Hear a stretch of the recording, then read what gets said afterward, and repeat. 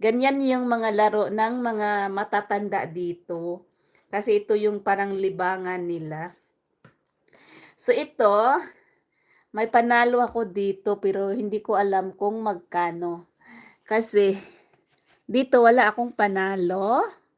Tapos dito naman, ito yung mga sign. Titingnan mo itong sign na to kung andito siya. Iusog ko muna to para maklaro ninyo. Ito yung laro ng mga matatanda dito eh. Yan. Yes, tanglad yan sis. Sorry po kung medyo malakas yung boses ko. So ito po yung laro ng mga matatanda. So may sign dito. So tiningnan mo siya dito kung andito siya. So ibig sabihin nanalo ka. Pero dito titingnan mo yung naka-white. So ito hindi ito panalo, dapat white yan lahat. So wala akong panalo dito. So hopefully ang panalo ko ay ito, nasa taas ito. So $20. Nakakaloka to, nakakatawa, nakaka-enjoy eh. Tapos ang bili ng asawa ko nito is $2.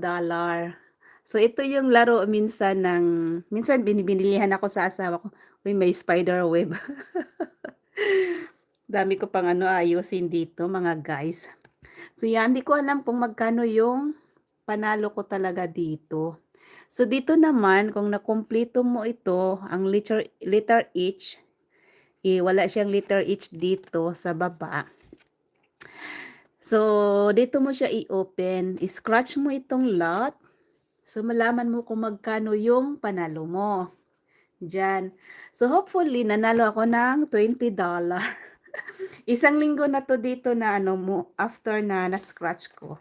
Pero hindi pa rin na dinadala dun sa store. Thank you sis Julian. Tapos ito naman, meron din siyang itong dalawang sign, andito din siya. Tapos kung di ako nagkakamali, ito yung panalo ko. So ewan ko lang kung magkano itong panalo na ito.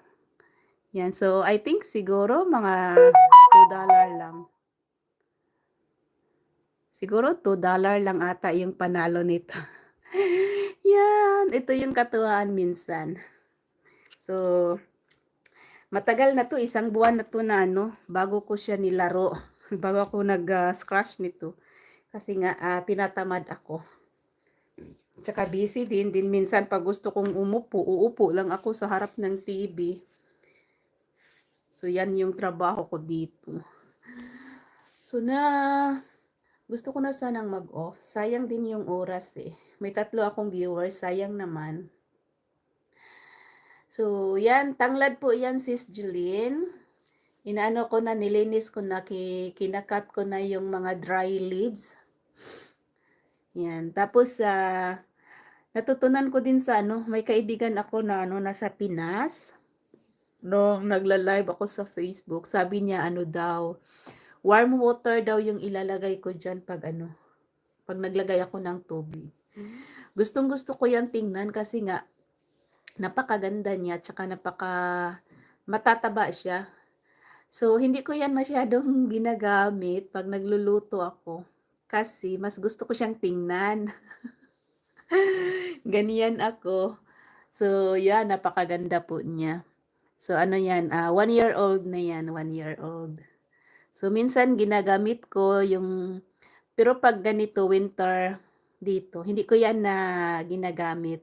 Kasi maginaw eh. So, hinahayaan ko yan na ganyan. Maliban lang pag summer na, nasa labas na yan, so yan ginagamit ko. So mamaya magdala ako niya ng isang piraso lang, ay isang lang, para dun sa kaibigan ko kasi nanghingi siya. So dadalhan ko. Tapos yung mga rose flower ko naman na nandun. So yan, hindi ko pa siya nalinis. Hindi ko pa naputol yung mga dry leaves. Kasi nga, kulang tayo ng oras. So, yan. Napakaganda po tingnan sa ganyan po ako. Mahilig po talaga ako sa mga tanim-tanim. So, yan po sana. I-transfer ko yan sana sa lupa. Kasi yan eh.